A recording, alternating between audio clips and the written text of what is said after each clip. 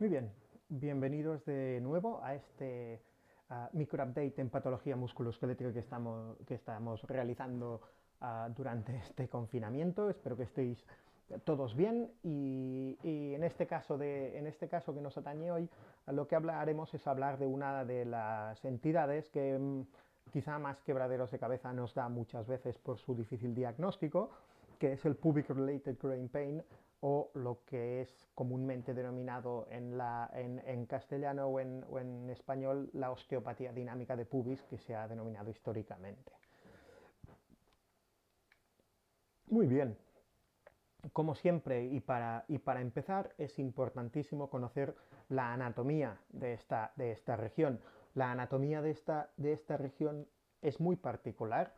Fijaros que yo pongo aquí esta imagen sacada de estos artículos que observamos aquí abajo, y lo que observamos es que el tendón del aductor largo evidentemente va a la sínfisis púbica, pero fijaros que existe esta fascia que cruza desde el recto abdominal y desde toda la musculatura de la pared abdominal para unirse con el tendón del aductor largo y con la musculatura aductora cruzando todo el pubis, como veremos a continuación. El aductor largo tiene un inicio, un tendón de origen muy potente, que además es tendón y además es en parte musculatura directa en la sínfisis del pubis, y por encima nos encontramos con lo que comentábamos, esta malla perfectamente visible y perfectamente referenciada en la bibliografía, que cruza y cubre toda la sínfisis del pubis, uniendo lo que es la musculatura abdominal con lo que es la musculatura aductora. Aquí históricamente se ha venido diciendo que esto es una acción antagonista del grupo muscular abdominal respecto al grupo muscular aductor. Es cierto, en cierto modo, pero esto es bastante más complejo. Veremos en la siguiente diapositiva que esto no es solo un tema de recto abdominal contra aductor largo. Es un tema bastante más complejo, la estabilización de lo que es la cintura lumbopélvica y la estabilización de la sínfisis del pubis. Lo que sí tenemos claro es que esto es por un mecanismo repetitivo y acumulativo que se da cuando hay un desequilibrio en esta región. Este mecanismo repetitivo acumulativo son desde movimientos de cizallamiento, cambios bruscos de dirección. Es muy típico en el fútbol, por eso el fútbol es uno de los deportes que más incidencia de pubic related groin pain tiene, y esta incidencia va entre 0,7 y 7% de la población deportiva en función del tipo de deporte y del tipo de deportista. El problema que tenemos de manera habitual es que esto tiene un inicio muy insidioso, muy demorado. Es decir, no es una lesión muscular que uno nota molestias desde el minuto 1, sino que estos son molestias que van generándose y van aumentando poco a poco.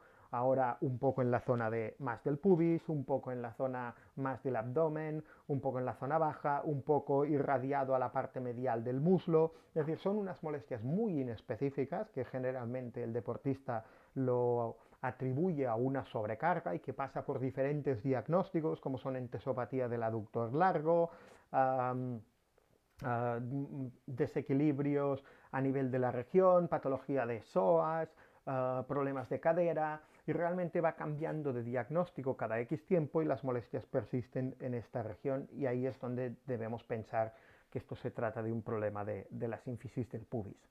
El diagnóstico principalmente es clínico, es decir, siempre manda el diagnóstico clínico en este caso, como veremos, y las maniobras son muy claras, y nos apoyamos únicamente en la exploración por imagen, desde radiografía, ecografía, que para mí es realmente la más útil, resonancia magnética, que nos verá casos de edemas óseos ya muy avanzados, y una gammagrafía ósea que nos vería captación a nivel de la sínfisis del pubis, y que personalmente ya hace años que no la utilizo.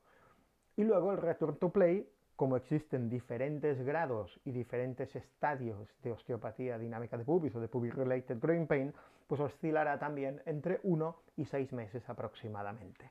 Fijaros en esta imagen, que es lo que comentaba, que no se trata únicamente de una cosa entre recto abdominal y aductor largo, sino que todas estas flechas que observamos aquí son vectores de fuerza que hacen que se distribuyan las diferentes fuerzas y los diferentes grupos musculares en la región de la pelvis y en la región púbica. Por tanto, es mucho más que que un simple tratamiento de vamos a fortalecer abdominales, ya que lo que hay que hacer es una estabilización completa de la cintura lumbopélvica, como ya sabemos y como ya tenemos referenciado en diferentes publicaciones.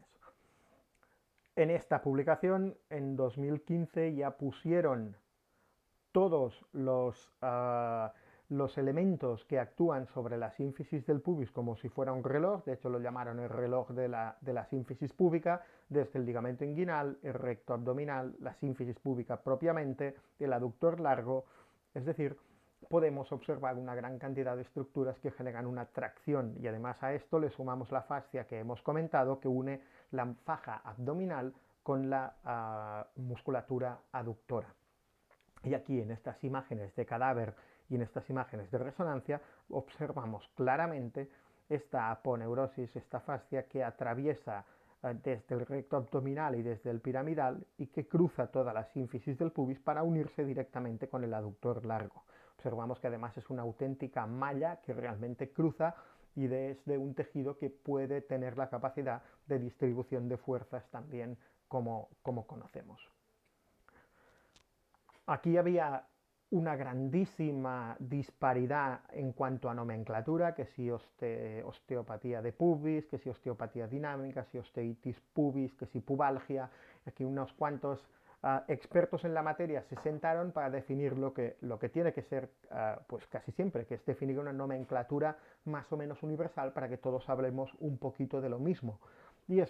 Y de esto salió el consenso de Doha en cuanto a terminología y definición del groin pain en deportistas. Y aquí hablaban de un groin pain derivado del aductor, de un groin pain derivado del psoas, que suele ir acompañado de problemas de cadera más que de pubis, de un groin pain por problemas a nivel inguinales, que esto estaría más relacionado con hernias inguinales, y finalmente del pubic related groin pain, que es el problema de la sínfisis púbica propiamente. Pero no tenemos suficiente con eso, porque tenemos que hacer un diagnóstico diferencial con otras patologías que nos pueden afectar en este área y que realmente también nos afectan y pueden ser potencialmente importantes, como es una patología por impingement de cadera, ya sea por una deformidad de pincer, de cam o ambas. Debemos sospechar que no sea un dolor lumbar o sacroiliaco referido, alguna fractura de estrés a nivel de huesos de la pelvis, alguna patología articular propia de la cadera, como puede ser la artrosis o una sinovitis, o alguno de los tumores abdominales bajos o testiculares que se dan en esta zona, o ginecológicos que se dan en esta región también y que tenemos que tener en cuenta en el diagnóstico diferencial. Si vemos este algoritmo también publicado a finales de 2019, lo que observamos es que en todas las entidades, excepto evidentemente en la patología propia de la cadera, la ecografía tiene un papel muy importante en el diagnóstico. Y esto lo veremos y realmente es así. Tenemos que tener en cuenta que la ecografía nos permitirá diferenciar múltiples situaciones a nivel de la sínfisis del pubis. Lo otro que tenemos que tener en cuenta principalmente, otra de las cosas que tenemos que tener en cuenta, es que la sínfisis del pubis es de las epífisis de crecimiento que cierra más tarde. Es decir, nos podemos encontrar epífisis de crecimiento aún abiertas entre los 18 y los 21 años aproximadamente. Eso nos tiene que hacer pensar que si vemos en ecografía o en radiografía o en TAC estas imágenes de osteofitos, no tenemos por qué pensar obligatoriamente que esto es un pubic related groin pain de larga evolución con osteofitos marcados en un paciente muy joven, sino que tenemos que sospechar que esto no sea una apofisitis por tracción. Es importante tenerlo en cuenta porque esto tiene una duración limitada y no precisa un tratamiento tan específico como el pubic related groin pain. Y esto es la exploración principal. Esto es un squeeze test, no tiene más. Aquí estoy realizando el squeeze test en posición neutra. Estoy realizando el squeeze test con una flexión aproximadamente de rodilla del 90%, de 90 grados aproximadamente, y aquí estoy realizando el squeeze test con una flexión de cadera de 90 grados y con una flexión de rodilla de 90 grados. Si esto es doloroso, si la sonopalpación o la palpación directa de la sínfisis del pubis es dolorosa y además en ecografía observamos unas irregularidades marcadas en la sínfisis del pubis, como es en este caso en transversal y en longitudinal a la sínfisis del pubis, si observamos eso, o como vemos en este caso en el vídeo, fijaros la sínfisis del pubis, estas son las dos, la articulación púbica, vamos bajando y fijaros en estas irregularidades en eje transversal que observamos a nivel de la sínfisis del pubis. Ahora me coloco longitudinal a cada una de las ramas del pubis y fijaros también esta marcada irregularidad. Repito, si observamos estas irregularidades, el squeeze test es doloroso y la sonopalpación o la palpación directa de la sínfisis del pubis es dolorosa, yo para mí ya oriento el diagnóstico como un pubic related growing pain. Intento descartar evidentemente otras patologías en el diagnóstico diferencial, pero tenemos que tener en cuenta que estamos ante un pubic related growing pain. Observad estas imágenes de irregularidades marcadas en longitudinal, en transversal a la sínfisis, con esta incluso hipertrofia de la cápsula de la región púbica. Estas irregularidades que comentábamos justo en la zona donde cruza la fascia que une el piramidal y el recto abdominal con la musculatura aductora. Y otra vez observamos estas imágenes que veíamos anteriormente de esta irregularidad que incluso podemos comparar una con otra en los casos en los que creamos que hay más afectación de una u otra rama. ¿Y cuándo nos planteamos? Porque el tratamiento sabemos que es una correcta estabilización de la cintura lumbopélvica, alinear ejes mecánicos, es decir, darle al pubis la oportunidad de trabajar bien. ¿Cuándo nos planteamos un tratamiento quirúrgico en este tipo de patología? Por suerte nos hace falta pocas veces ahora ya, porque las cogemos bastante a tiempo y las podemos recuperar porque hay pautas muy concretas, muy específicas y muy bien hechas a nivel de tratamiento de la osteopatía o del pubic related growing pain.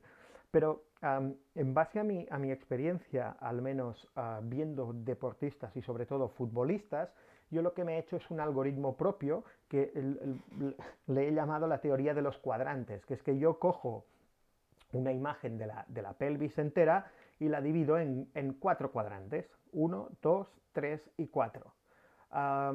Si tengo más de 3 meses de evolución, que no existe respuesta al tratamiento conservador y hay 3 o 4 cuadrantes afectados, yo me planteo la cirugía. ¿A qué me refiero 3 o 4 cuadrantes afectados? Pues a esto.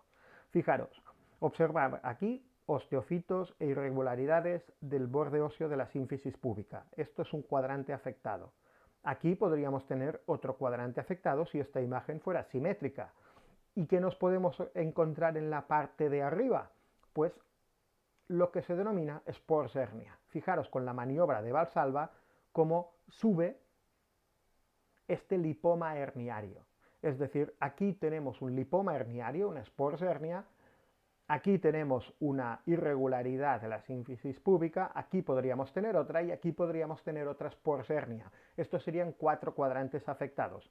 Si hay entre 3 y 4 cuadrantes afectados, no hay respuesta a tratamiento conservador y lleva más de 3 meses de evolución, es cuando yo me planteo la cirugía en este tipo de patología. Y esto es un poco todo.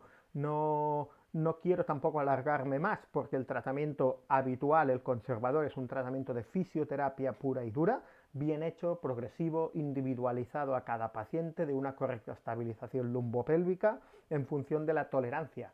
Y con eso solucionaremos el 90% de los problemas de pubic related growing pain. Eso, descartar otras patologías más importantes y en estos casos que os he comentado aquí, plantearnos la cirugía. Y no tiene más, y ahí nos vamos a quedar en este pequeño update. Espero que haya sido de interés en esta patología, pues un poco también controvertida en la práctica diaria. Si os gusta, pues ya sabéis, suscribiros, darle like, estas cosas.